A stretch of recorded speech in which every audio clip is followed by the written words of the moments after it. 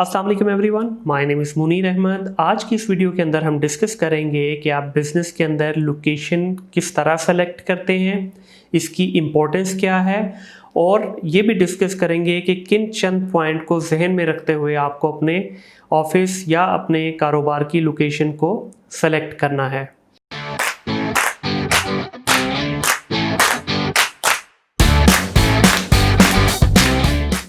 सबसे पहले जब भी आप लोकेशन सेलेक्ट करते हैं तो अपनी ज़ात को सामने रखिए, उसके बाद आप किसी के बारे में सोचिए, क्योंकि वो आपका बिजनेस है। आपको डेली बेसिस पे अपने घर से, अपनी लोकेशन से उस पर्टिकुलर ऑफिस या अपनी फैक्ट्री जो भी आप बनाना चाह रहे हैं वहाँ डेली कम्यूट करना होगा। क्या आपके लिए ये कन्वीनियंट है? क्या आप डेली बेसिस पे वहाँ इजीली जा सकते हैं? अप्रोच वाइज इजी है? सेकंड नंबर पे आपके बाद जो सबसे इम्पोर्टेंट चीज़ आती है आपके बिजनेस के अंदर, वो है आपके कस्टमर्स। क्या आपके कस्टमर आपकी उस लोकेशन को जो आप सेलेक्ट करने जा रहे हैं इजीली फाइंड आउट कर पाएंगे? क्या वहाँ वो आसानी के साथ पहुँच सकते हैं? क्या वो ऐसी जगह तो नहीं है कि जो बिल्कुल शहर से हट के है, एक रिमोट एरिया में है जहाँ पे एक्सेसिबिलिटी एक इशू है? क्योंकि सम टाइम ऐसा होता है कि आप लोकेशन ऐसी चूज़ करते हैं कि जहाँ कस्टमर इजीली पहुँच नहीं पाता आपके पास। तो देखिए, जब आपके पास कस्टमर ही नहीं पहुँच पाएगा तो आपकी जितनी मर्ज़ी अच्छी आउटलेट हो, जितना मर्ज़ी अच्छा सेटअप हो, तो आपको उसका कोई फ़ायदा नहीं है। तीसरे नंबर पे जो चीज़ आती है वो है आपके एम्प्लॉयज़। बहुत सारी कंपनीज़ इस पॉइंट को ओवरलुक करती हैं, बहुत सारे बिजनेसेस इस पॉइंट को ज़्यादा इंपॉर्टेंस नहीं देते। वो यही समझते हैं कि एम्प्लॉयज़ तो पहुंच ही जाएंगे कहीं पे भी। ऐसा नहीं होता। देखिए, एम्प्लॉयज़ आपके उतने ही इम्पोर्टेंट हैं जितने आपने अपने लिए सिलेक्शन के टाइम पे ऑफिस की उस लोकेशन को तरजीह दी। अगर आपने किसी ऐसी जगह पे ऑफिस बना लिया जो शहर से हट के है, जहां आपके शहर में आपके सिटी की मेन पॉपुलेशन है, उससे बहुत दूर जाके अगर आपने कोई ऐसी लोकेशन चूज़ की, तो उसमें आपको प्रॉब्लम ये आएगी कि आपके एम्प्लॉयज़ आपको इजीली वहाँ पे नहीं मिल पाएंगे। मिलेंगे भी तो रिटेंशन का प्रॉब्लम बहुत ज़्यादा होगा, या आपके कॉस्ट के ओवरहेड बढ़ जाएंगे, आपको पिक एंड ड्रॉप की सर्विस देनी पड़ेगी, या हो सकता है अगर पिक एंड ड्रॉप की सर्विस नहीं है तो आपको फ्यूल एडजस्टमेंट वगैरह देनी पड़े। तो इवेंचुअली हो सकता है आप कुछ रेंट के अंदर तो सेविंग कर पाएँ रिमोट लोकेशन के ऊपर, बट आपको ओवरहेड उसके इतने ज़्यादा आएंगे कि जिसकी वजह से आपके लिए प्रॉब्लम आएगी बाद में। चौथा पॉइंट इसके अंदर आता है कि आपके जो पार्टनर्स हैं बिज़नेस के अंदर, देखिए बहुत सारे पार्टनर्स आपके होते हैं जिन्होंने आपको सप्लाईज़ पहुंचानी है, जिन्होंने आपके लिए मुख्तलिफ आपके साथ अरेंजमेंट्स हुए होते हैं, चाहे वो सर्विस प्रोवाइडर है आपका या आपके अगर कोई सप्लाई चेन में आप हैं, तो जो भी आपके पार्टनर्स हैं, स्ट्रेटेजिक पार्टनर जो आपके होते हैं, अगर वो आप तक नहीं बासानी पहुंच पाएंगे तो आपके लिए वो भी मसला है। अब आपने देखा होगा कि बहुत सारे केसेस में ऐसा होता है कि शहर से हट के अगर आपका कोई ऐसा बिजनेस है कि जहाँ पे आपकी डेली सप्लाईज़ पहुँचना मुमकिन नहीं, तो वहाँ पे आपको एडवांस में वीकली सप्लाईज़ जाती हैं, तो आप एडवांस में आप सामान लेके रखते हैं, तो उसमें डेफिनेटली फिर क्वालिटी के ऊपर भी कॉम्प्रोमाइज़ आपको काफ़ी हद तक करना पड़ता है।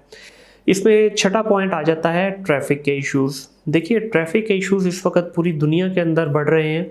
टाइम के साथ साथ ट्रैफिक कम नहीं हो रही, बढ़ रही है। जिन कंट्रीज़ में ख़ास तौर पे पब्लिक ट्रांसपोर्टेशन का सिस्टम अच्छा नहीं है, वहाँ ट्रैफिक के इश्यूज़ बहुत सारे हैं, और अनफॉर्चुनेटली हम भी उन्हीं में से एक हैं कि हमारे यहाँ टाइम के साथ साथ ट्रैफिक के मसाइल बढ़ते जा रहे हैं, कम नहीं हो रहे। अगर आपकी लोकेशन किसी ऐसी जगह पे है जहाँ पे बहुत ज़्यादा ट्रैफिक के इश्यूज़ हैं, तो वहाँ पे आपके कस्टमर बआसानी आप तक नहीं पहुँच पाएंगे और कस्टमर अवॉइड करेगा आपकी उस लोकेशन में जाते हुए।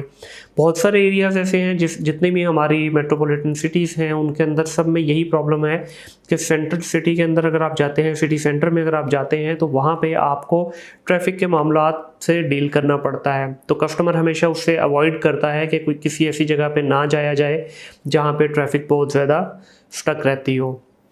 सातवां पॉइंट इसमें आता है फैसिलिटीज़। देखिए, एमिनिटीज़ आपकी जो हैं ये बहुत इंपॉर्टेंट रोल प्ले करती हैं, चाहे आपका कस्टमर है, चाहे आपके एम्प्लॉयज़ हैं, या आप ख़ुद भी हैं। अगर आपके इर्द गिर्द के जहाँ पे आपने लोकेशन चूज़ की है वहाँ पे एमिनिटीज़ नहीं है, वहाँ खाने पीने के अरेंजमेंट नहीं है, पब्लिक ट्रांसपोर्टेशन अगर वहाँ पे नहीं जाती और दूसरी फैसिलिटीज़ अगर आपको अवेलेबल नहीं है, तो वो आपके लिए मुश्किल बनता है। ऐसी लोकेशन कभी भी बिज़नेस में फेवरेबल नहीं होती जहाँ पे आपको फैसिलिटीज़ अवेलेबल इजीली ना हो। अगला पॉइंट इसमें आ जाता है, 8वां पॉइंट है जी सेफ्टी का। देखिए जब भी आप किसी भी बिज़नेस के अंदर जाते हैं तो सेफ्टी सबसे ज़्यादा इम्पॉर्टेंट है। वो आपके लिए, आपके एम्प्लॉयज़ के लिए, आपके कस्टमर के लिए, इनफैक्ट आपका जो इन्वेंट्री है उसके लिए भी सेफ्टी के मेजर्स होना लाजमी है। सम टाइम आप कोई ऐसी लोकेशन चूज़ कर लेते हैं, कोई ऐसी बिल्डिंग चूज़ कर लेते हैं जहाँ पे बिल्डिंग खस्ता हाल है, कोई वहाँ पे आसपास कोई ऐसी फैसिलिटीज़ नहीं है कि जो उसके इमरजेंसी में आप तक पहुँच पाएँ, तो ऐसी लोकेशन से अवॉइड करना चाहिए। हो सकता है, मुमकिन है कि वो आपको कुछ पैसे, कुछ चंद हज़ार आपको रेंट उसका कम हो, बट इवेंचुअली वो आपके लिए नुकसानदेह है, क्योंकि जब आप एक लेजिटिमेट बिज़नेस करने जा रहे हैं तो आपको इन सारी बातों का ख्याल रखना पड़ता है कि जिस भी लोकेशन पे आप हैं, आपकी सेफ्टी सबसे ज़्यादा इम्पॉर्टेंट है। अगर आपके कस्टमर्स को भी नज़र एक चीज़ आ रही होगी कि आप एक अच्छी बिल्डिंग में एक सेफ्टी मेजर्स के साथ आप किसी भी जगह पे ऑपरेट कर रहे हैं, तो कस्टमर भी आपका मेंटली रिलैक्स होके जाता है। जिस तरह आजकल का नए कॉन्सेप्ट आप देखें कि मॉल्स के अंदर अगर आप जाएं, जितने भी बड़े सिटीज़ हैं हमारे, उनमें मॉल्स का कॉन्सेप्ट आप देखें, वो प्रॉपरली उन्होंने इमरजेंसी एग्जिट का भी ख्याल रखा हुआ है, प्रॉपरली सारे सिक्योरिटी मेजर्स को भी फॉलो किया जाता है, तो जिसकी वजह से कस्टमर का एतमाद बढ़ गया है वहाँ पे। अगला पॉइंट इसमें आता है जी कंपटीशन का। देखिए हमेशा मैं इस चीज़ का ज़ाती तौर, ये मेरी पर्सनल ओपिनियन भी है और मार्केट का सर्वे भी यही कहता है कि आपको हमेशा बिज़नेस ऐसी जगह पे करना चाहिए, ऐसी लोकेशन चूज़ करनी चाहिए जहां आपके कंपेटिटर्स भी आपके इर्द गिर्द बैठे हों। जितना आपके इर्द गिर्द कंपटीशन ज़्यादा होगा, वहां पे मार्केट उतनी ज़्यादा ग्रो करती है। अगर आप किसी ऐसी जगह पे जाके बिज़नेस ओपन कर लेते हैं जहाँ पे आपके इर्द गिर्द कोई आपका कंपेटिटर या आपका कंपटीशन नहीं बैठा हुआ, तो वहाँ पे चांसेस हैं कि सिर्फ आप ही का कस्टमर वहाँ पे आएगा, आपको एक वॉक इन कस्टमर जो है वो नहीं आएगा। अगला पॉइंट इसमें आ जाता है फुटफॉल का। ये इसी पिछले पॉइंट से ही लिंक करता है कि देखिए अगर आपके जिस एरिया में भी आप अपने बिजनेस की लोकेशन चूज़ कर रहे हैं, अगर वहाँ पे कस्टमर का फुटफॉल नहीं है तो आपके लिए बहुत डिफ़िकल्ट हो जाएगा। आपको मार्केटिंग की कॉस्ट आपकी 2 टाइम्स 3 टाइम्स हो जाएगी आपके कस्टमर्स को अट्रैक्ट करने में। और जिस जगह पे फुटफॉल ज़्यादा होगा, वहाँ ऑटोमेटिकली आपका कस्टमर तो आपके पास आएगा ही आएगा, आपको आपके कंपेटिटर के कस्टमर, आपका जो कंपटीशन मार्केट में लेफ़्ट राइट पे जो लोग बैठे हैं, वो भी आपके पास कस्टमर आ रहे होंगे। अब मिसाल के तौर पर आप लेट्स से शॉपिंग करने घर से गए, किसी एक पर्टिकुलर शॉप पे चले गए, वहाँ पे अगर आपको वो चीज़ आपके मतलब की नहीं मिली तो क्या होगा? आपके इर्द गिर्द अगर कंपटीशन नहीं है तो आप सिर्फ उस जगह पे जाएंगे और वहाँ से वापस आ जाएंगे और नेक्स्ट टाइम आप अवॉइड करेंगे किसी ऐसी जगह पे जाने में जहाँ आपकी नीड्स फुलफ़िल नहीं की गई। वेयर एज़ अगर आप किसी मॉल में जाते हैं तो आप मिसाल के तौर पे आपको अपनी लेट्स से कुछ शर्ट्स वगैरह लेनी है, तो आप एक मॉल में गए, एम्पोरियम में आप गए, वहाँ जाके आपने देखा एक ब्रांड से अगर शर्ट नहीं मिली, दूसरे ब्रांड पे चले गए, दूसरे पे नहीं मिली, आप तीसरे ब्रांड पे चले जाते हैं। तो आपको अंडर वन रूफ मल्टीपल आपके पास ऑप्शंस अवेलेबल हैं, तो आप उन ऑप्शंस को अवेल कर सकते हैं, तो आपके कस्टमर्स भी इसी तरह बढ़ना शुरू हो जाते हैं। अगला पॉइंट इसमें पॉइंट नंबर 10 आता है हमारे पास, कॉस्ट। देखिए जब भी आप बिज़नेस के अंदर कोई लोकेशन चूज़ करने जाते हैं, उसका डायरेक्ट और इनडायरेक्ट इम्पैक्ट आपकी कॉस्टिंग पे आता है। आप कोई ऐसी लोकेशन चूज़ करते हैं जो कि बहुत हाई फाई रेंट वाली लोकेशन है, तो आपके लिए डेफिनेटली इतना आसान नहीं होगा उसको अफोर्ड करना, specially if you are new into the business.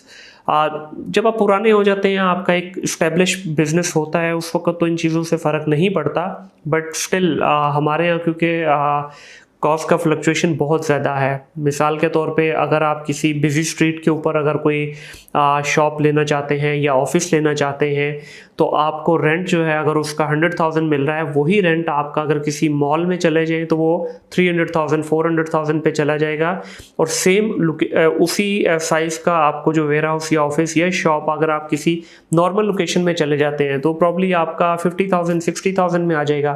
तो कॉस्ट ब्रैकेट जो है हमारे यहाँ बहुत डिफरेंट वेरी करती है लोकेशन टू लोकेशन, आपके कस्टमर बेस पे भी डिपेंड करता है। जिस तरह आजकल मॉल्स का कॉन्सेप्ट बहुत ज़्यादा इन है, जितनी भी हमारी बड़ी सिटीज़ हैं, और उसमें नो डाउट फुटफॉल भी उसी तरह से ज़्यादा है, तो आपको इस चीज़ का ख़ास ख्याल रखना पड़ता है कि आप अपनी कॉस्ट जब भी निकाल रहे हैं तो इस चीज़ का ख्याल रखें कि आपके कस्टमर बेस कैसी है, अपनी ऑडियंस को समझने की कोशिश करें। अगर आपकी प्रोडक्ट ऐसी है जो एलीट क्लास में जाएगी या मिडिल क्लास या अपर मिडिल क्लास में जाएगी, तो डेफिनेटली आपको लोकेशन उस हिसाब से चूज़ करनी पड़ेगी। अगर आपकी प्रोडक्ट ऐसी है कि जो शायद इस अपर क्लास या मिडिल क्लास या लोअर मिडिल क्लास को टारगेट नहीं करती, तो आपको लोकेशन उस तरह से चूज़ नहीं करनी, आपको लोकेशन भी फिर उसी हिसाब से चूज़ करनी पड़ेगी। अगर आप किसी पॉश एरिया में अपनी शॉप बनाते हैं या कोई ऑफिस बनाते हैं, लेकिन आपका कस्टमर की रिक्वायरमेंट वो नहीं है, या आपके कस्टमर ऐसे नहीं हैं जो उस एरिया में आके परचेज़ करेंगे आपसे, तो कोई फ़ायदा नहीं है आपको। आखिरी पॉइंट इसमें आ जाता है जी पार्किंग का। बहुत सारे लोग इस पॉइंट को बिल्कुल भी कंसिडर नहीं करते, लेकिन मैं स्ट्रांगली रिकमेंड करूँगा कि अपने कस्टमर के लिए, अपने पार्टनर्स के लिए, ख़ुद के लिए ऐसी लोकेशन चूज़ करने की कोशिश करें जहाँ पे आपके पास सैम्पल पार्किंग अवेलेबल हो, आपके पास मल्टीपल पार्किंग स्लॉट्स अवेलेबल हो, चाहे वो आपकी डेजिग्नेटेड पार्किंग हो या आपकी कॉमन पब्लिक पार्किंग हो।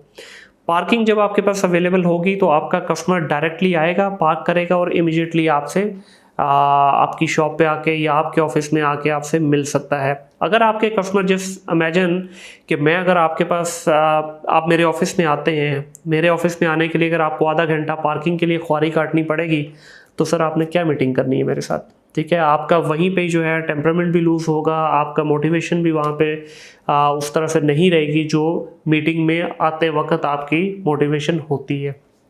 तो इन सारी चीज़ों का अगर आप ख्याल रखेंगे तो डेफिनेटली आप एक ऐसी लोकेशन का इंतखाब कर पाएंगे जो कि आपके लिए, आपके कस्टमर्स के लिए, आपके एम्प्लॉयज़ के लिए और आपके स्ट्रेटेजिक पार्टनर्स के लिए एक बेस्ट डिसीजन होगा। तो इन सारे पॉइंट्स को कंसिडर लाजमी कीजिए जब भी आप कोई लोकेशन चूज़ कर रहे हैं। तो आई होप ये आपकी हेल्प करेगा आपके बिज़नेस में लोकेशन चूज़ करने में। आज की इस वीडियो में बस इतना ही, मिलते हैं अगली वीडियो में। टिल देन, अल्लाह हाफिज़।